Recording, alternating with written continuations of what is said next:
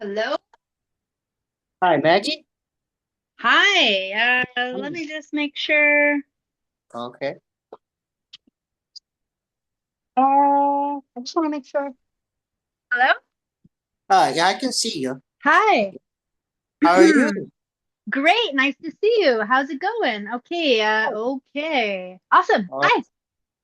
oh, it's good to finally meet you after all this time. I know. Thanks for your perseverance. You kept on trying. That's great. I was like, well, this better happen. Oh, yeah. How, are you feeling any better now? You I told me am. last. Yes. Thank you. Yeah. Yeah. It's just, I don't know. I think it's just about getting older, actually. That's all Um, good. okay. Just want to see how you were. It's been so long. I haven't seen you in years, to be honest. Have we ever met? No, no. It's just I remember you when I was very young at the time. I remember Right, your right. voice. Back then, I thought you were a kid like me when I heard your voice. Maybe I was. I don't know. I've been doing this since I was a kid. You want to get started and we'll record all of this? Oh, yeah. I got you. So, question one, how did you get your start as a voice actress? Well, I got started as a voice actress when I was 3 years old. I was living in Victoria, BC, Canada, and somehow I got this gig to do the voiceover for a little girl who was in a feature film. So I dubbed her voice.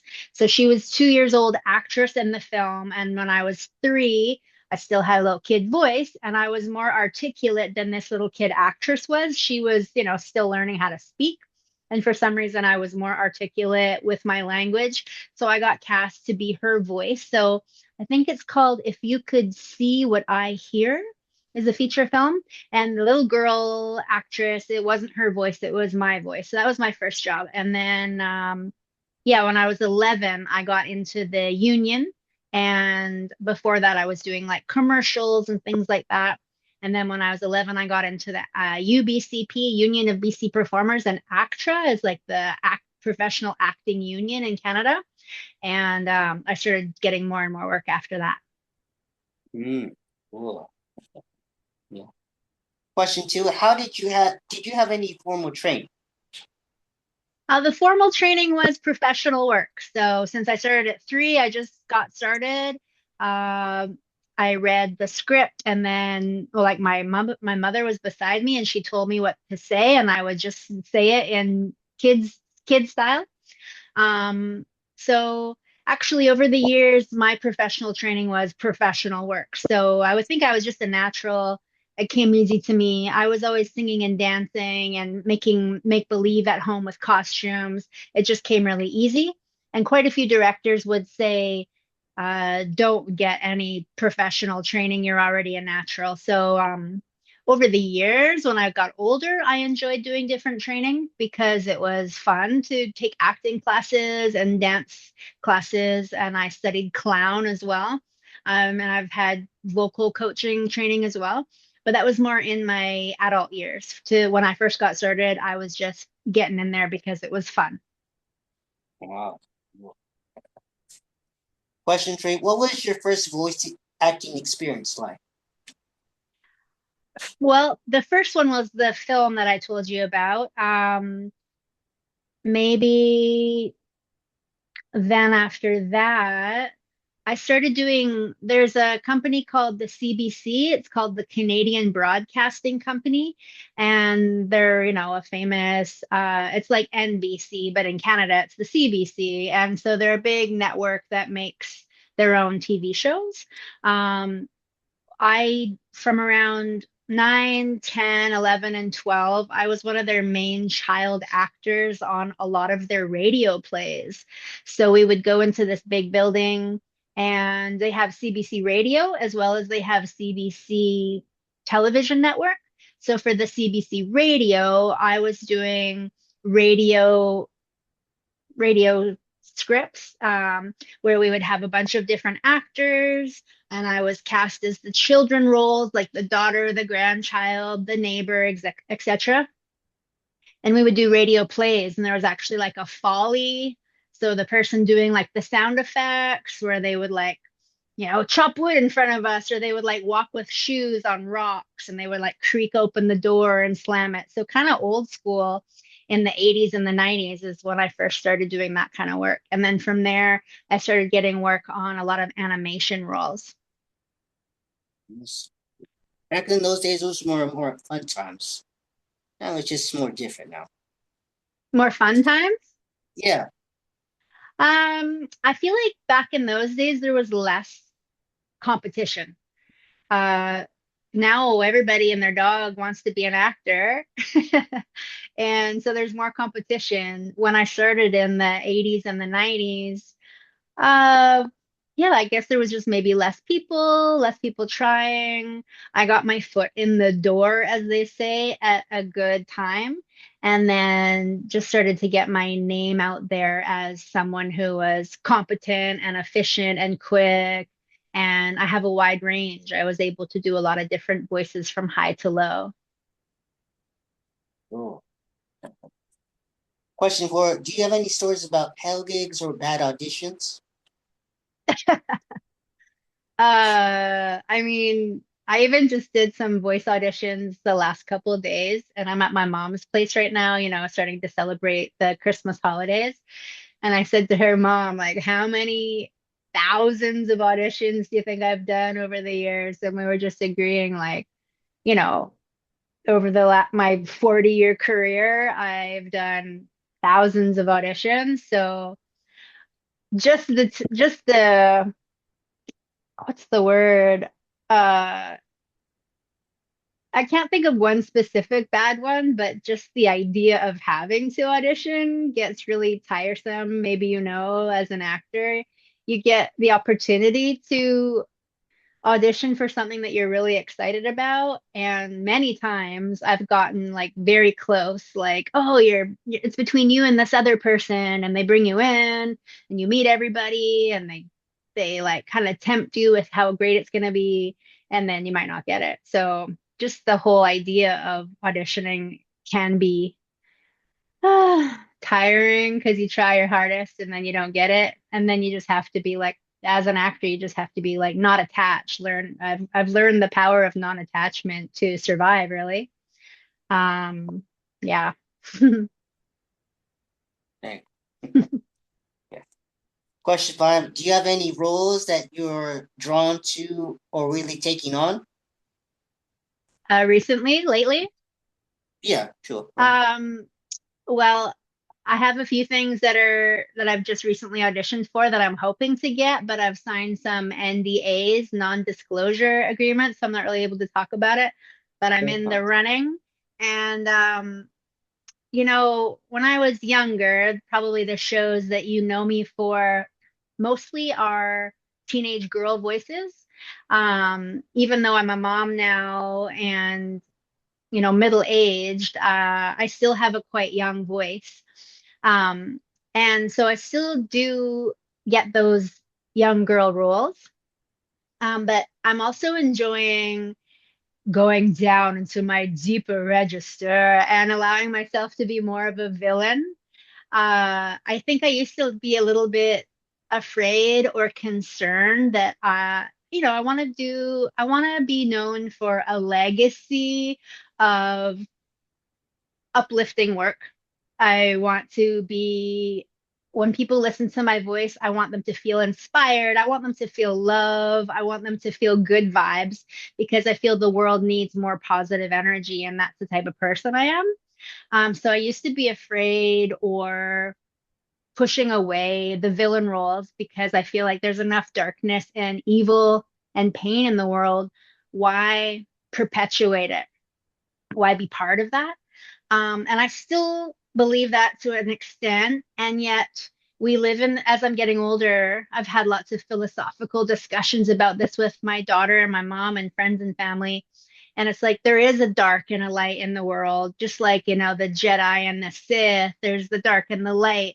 Uh, and just because you watch a movie, you're not going to turn into the Sith, right? You're going to be like, oh, that's the dark side. And you're always going to go, usually, with the Jedi, right? You're going to be like, oh, you're going to see the darkness and the evil, And you might think they're kind of cool because they're powerful, but in the end, I think most good-hearted people are going to want to be on the good side. And I used to think if I did a really good job as a villain, I might like convert the children over to the dark side, and I don't really want to do that. But I'm realizing I can get paid really well. I welcome abundance. I welcome paying the bills. And if I get a role that's a villain, I'm going to do it because it's fun. And why not? Okay. That's good you mentioned Star Wars. I do have Star Wars questions for you to answer. Really? And I do have some videos I'd like to show you. Have you seen the Big Bang Theory with James Earl Jones by any chance? No, I haven't. I just noticed, sorry, I just noticed that on the, I don't know if you see that, but on the screen it says Kate Crimson. It doesn't say my name because I'm at No, my that mom's, it's at my oh, mom's house and we're using her Zoom. I haven't seen The Big Bang Theory. What's it about? Is it good? oh, it's a good one, yes. But we can show that a little bit later. But show you this one video I think you'll like about this guy. Very interesting one. You'll like his YouTube channel. I'll show you. It's really, and I did ask if he had a photograph of you, an older one. He probably does. Who is this guy? Timothy Flick. Oh my goodness. This is my beautiful cat, Madison. I used to call him Dad.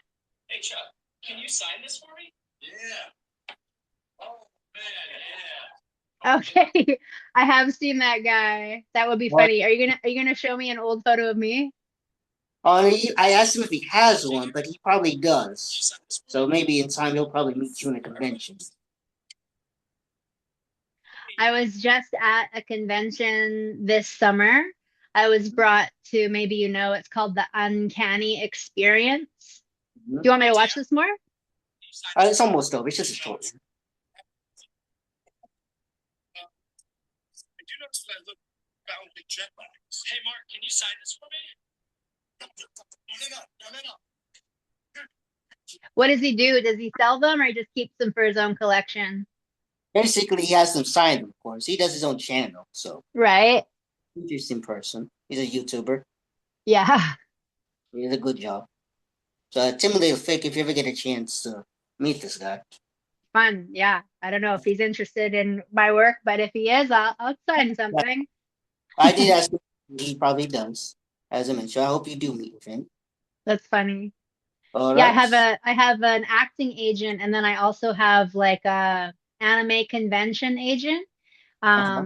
They brought me to their convention this summer in July in Minneapolis. It was called the Uncanny Experience, and it's for X-Men fans because it was the 25th anniversary of the cartoon show that I was on, X-Men Evolution. I played Kitty Pryde for 4 years, and everybody was there, like 1,000 people, all in X-Men cosplay. It was really fun, and there was a market. I was selling my autographs and jewelry that I make, and there was a big dance party and there was panel discussions and things. It was a really fun event. Okay. Question 6. What was your most challenging role? Hmm. um I mean, maybe Bulma on Dragon Ball Z. There was a lot of Mhm. screaming and there was hundreds of episodes. I remember doing it, and this was a long time ago, and not really knowing the importance of that show. Um, Now I've met so many people who love that whole series, and that it was really uh, like a first experience for them with anime. I was brought to England to a London and a Leicester anime convention in 2014 and 2015, brought back twice. And a lot of the people from England, they really appreciated my work in as Bulma because they said that that was the first time that they ever saw Japanese anime with an English dub, and it was my voice. Uh, so I remember doing hundreds of episodes and thinking, yeah, this is great. It's paying the bills and it's fun. But it was a lot of screaming, Vegeta, that kind of thing. So I think maybe that part, that the screaming gets tiring and you gotta be gentle with yourself. Oh, cool. I remember that showed around like in Cartoon Network one time. but I never really got to see it. I only watched the Funimation dub. Mm. Yeah. What's your favorite show that I've done? It would be a cardcaptor Sakura or the Gundam Wing Endless Waltz. And I just finished watching video I Girl. I didn't know that was a older one I never saw, and I'm still finishing watching Brain Powered. Oh, cool. Yeah, those are a lot of good shows that I've done. That's great. Yeah. Sakura, well, Madison Taylor. Yeah, I miss that voice. When I remember as a kid, I thought, oh, she's young, and I thought you were a kid like us, but you were way older back then. Yeah, I was probably in my 20s when I was doing that. Yeah. Question 7: do you have any advice for anyone who would like to try voice acting? Yeah, I have lots of advice. I teach how to do it. So if anybody's interested, you can contact me on my website is maggieblueohara.com and you can contact me. There's a contact form and I do one-on-one coaching with this kind of experience with Zoom. Uh, I would, I've got, hours of advice and hours of coaching experience to share with you. I would say go for it if it gives you joy, no matter what, whether it's cartoon voiceover or learning to fly or karate, whatever you're into, follow your passion, follow your joy, because whether you do a lot of professional work or you end up like meeting your partner or you end up going somewhere and having a great time, you're going to have some sort of positive experience in your life by following your interests. So definitely get started and try. Um, I would suggest for quick advice is think about 8 different voices that you can create based on the different voice placements and resonators that are in your body. Head voice, nose voice, throat voice, chest voice, belly voice, for example, and think about those different tones. And then from like villain down low to little cute fuzzy guy up top. And just you could either do it based on cartoon voices that you already like and find those scripts, or you could write your own original ones and then practice them and make like a minute and 30-second demo tape and then send it out to agents and try and get some work. That's my 2 minute $1,000 coaching advice experience and tips for you. Awesome. Thank you. I like that how you guys are like helping people, study to do voice acting now, because everyone, it's best to find something else. It's really getting rough nowadays, and I like that. I mean, it's rough to find a career. Right now, it's been hard to find, with the way things stand. Right. Yeah. I think, I mean, for me too, I've had times in my life where I've gotten tons of work and I've just been like the it girl getting job after job. And there's also been slow times in my career where I've had to do customer service or like sell kids clothes or work at a cafe.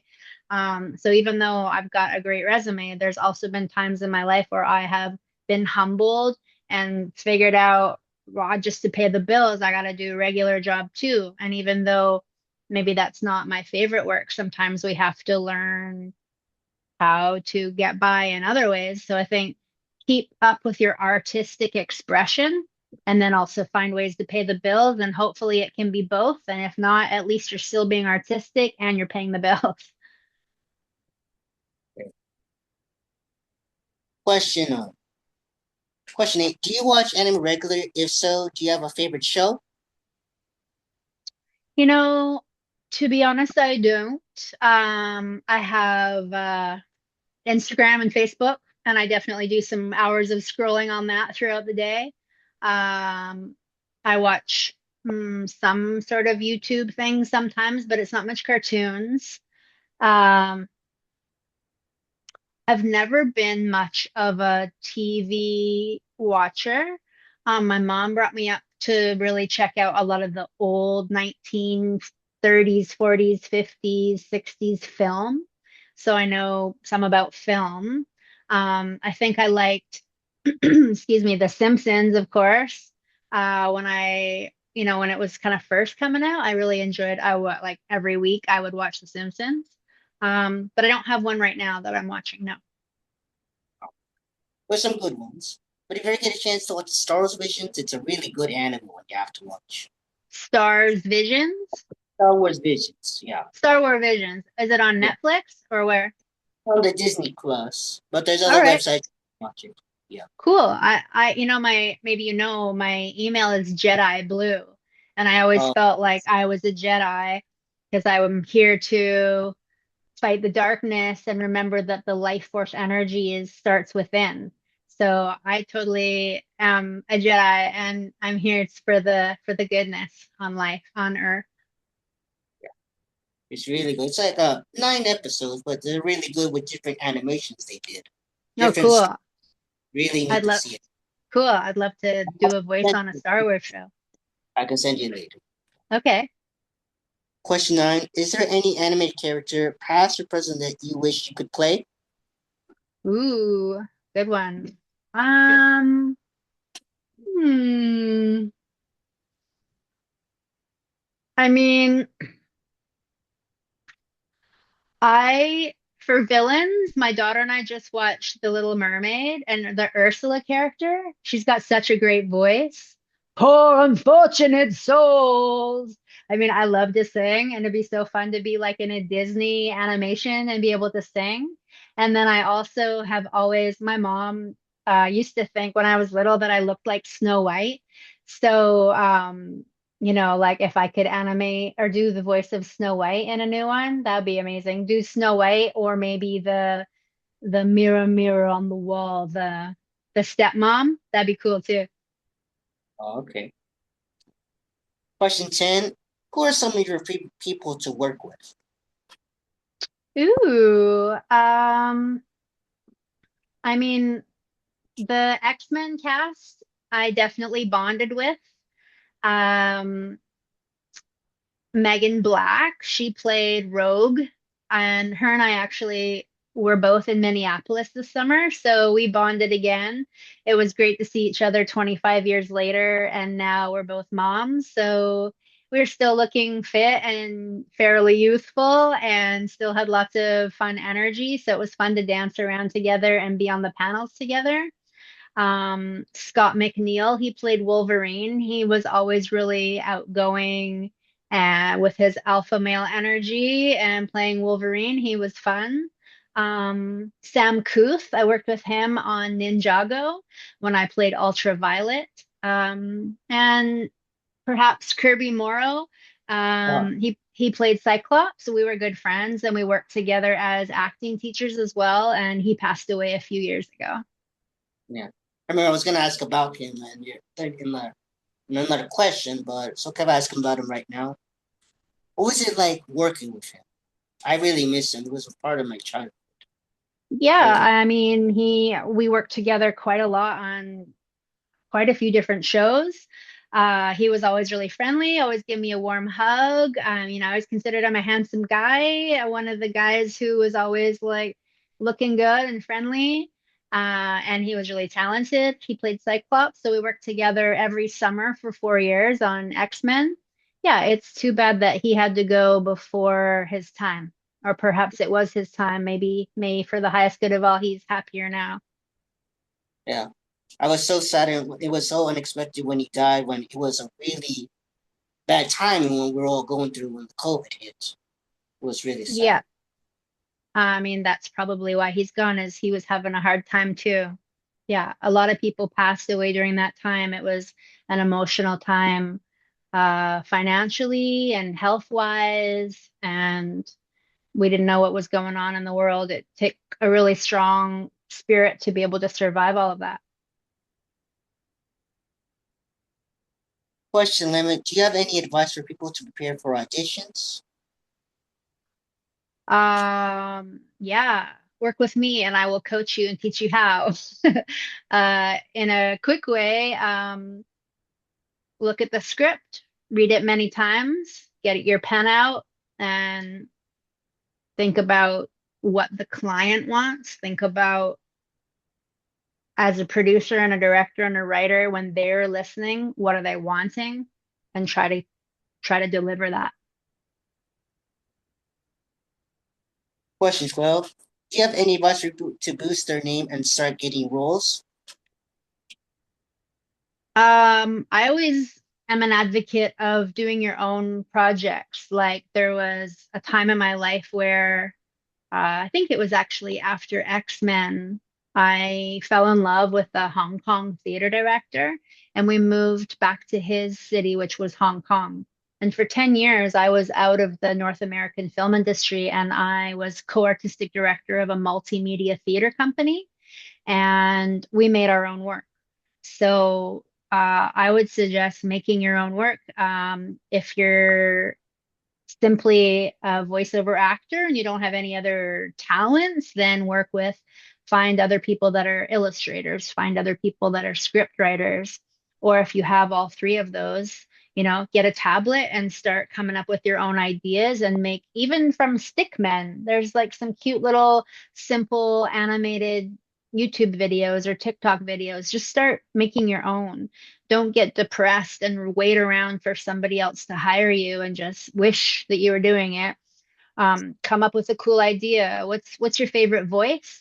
And what's a day in the life of that character and write it and make it into a little animation. And then, once a month, make a new little project, get your voice out there, get your story ideas out there, and just start like I'm really good at being resourceful, and I recommend every other actor and artist is too. Like, who do I want to work with? You research them, find out how to contact them, let them know you're out there, send your photo and resume, get friendly, send them a compliment, find out what animation houses are out there, ask if you can be an apprentice. Like, just get your name out there and get out there as much as possible.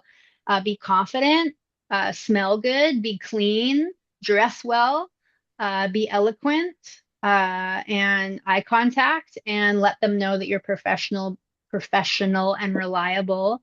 And if it's meant to be, something will click. Thank you. All right, there's going to be some more questions to ask a voice actor. All right. Question 13. Can you mimic the sound of a rusty hinge?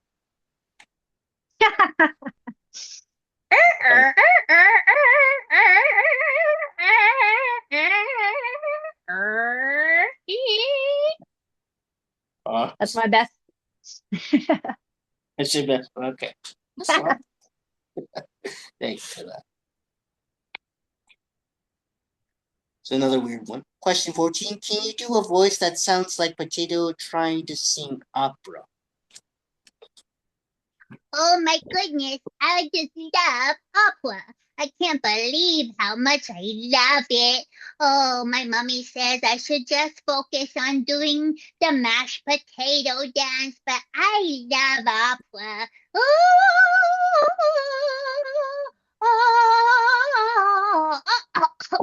Oh, maybe I should just be a little potato and focus on what I'm good at. Thank you. Thank you for that. It's gonna get weird here. Well, it's gonna get awkward, and if I start crying tears of joy, let it happen. Because I told the few people I've interviewed so far, you're supposed to make the fans laugh and cry again. It's true. All right. I've got time for two more questions, so choose which ones you like. Oh, okay. Okay. Let's Question: what's the most unusual thing you've been asked to voice? Most unusual. Hmm. Maybe either Gundam Wing. I was like one of those characters that was inside one of the inside the big robot machines that could fly, one of the engineers, the pilots. Or maybe I think Inuyasha, I was the queen of the cats. And so she was very sultry and she was a cat. So there was like some purring. Yeah, I mean, they've all been kind of cool. I've been grateful to have some great characters. Not too weird, I guess. Okay. You said you know how much time you said? Yeah, I was happy to do half an hour with you. Oh, okay. Yes. No, that's the last. What would you like your legacy to be? My legacy. Well, remember before we were talking about providing positive energy out there in the world? I'm a vegetarian. I believe in peace on earth. I believe in being authentic and outgoing and knowing that each one of us has a spark of light. I believe each one of us has a spark of light that is essentially God consciousness, that God is seeing through all of our eyes, and that we are here to learn from each other. So in my whether it's in my voiceover acting or the music that I'm producing or the dance productions that I create or short films or I'm writing a book right now. Eventually, I'd like to have a eco village land project that welcomes people to come and do retreats and to ground down and have a safe place to rediscover their calm inner uh, like what's important in life. Sometimes when we're out there in the city and it's chaotic, we can feel full of fear and doubt. So ultimately, one day I'd like to have a beautiful land and gardens that people can come to and eat at the cafe and stay at a week-long retreat. So the whole, whatever I'm doing is about reminding myself and reminding us that we are children of light, children of God. And I'm not a religious person, but across all religions, across all races, all religions, we all deserve to be respected. And so I'm here to be a beacon of light and to welcome you to shine your brightest. And so I do my best to be humble and have confidence and to remind us all to be authentic and really trust and follow that your voice and your vision are valid. So sometimes we search outside of ourselves for validation, and that can feel like desperate, to get other people's attention. Um, I find my own power regenerates and overflows when I believe in myself. And then that creates my own magnetism, and then good things come my way. So I'm doing my best to be healthy, to be sober, to be clear, to focus on health and wellness and being kind. So throughout all my art projects, that's my legacy is to be a good person and to remind us all we're all going to get through this and to choose love. Okay. And you say you don't have much time, but would you be willing to another part two maybe next time? Maybe. Let's see how this one looks. Send me the link and we'll go from there. Okay. Well, I mean, I can do like January or February, like Wednesday. I can get. Maybe I'm just busy right now. Like I just got back from a trip and I'm focusing on the holidays and getting my apartment ready. And so usually I just offer a free 30-minute interview. Okay. That's enough. Thank you very much for You're allowing. welcome. It's so great to meet you. And send me the link. Is this going to be on YouTube or where is it going to be seen? It's gonna be on the YouTube. I promise I'll Okay. send Okay, I'm happy to meet you. Thank you so much, David. you. Thank you. It's good to finally meet you after all this Merry time. Christmas. You too. Have a And I'll great send holiday. you too. Okay, look And forward to seeing it. okay. Thank you. Bye. Bye.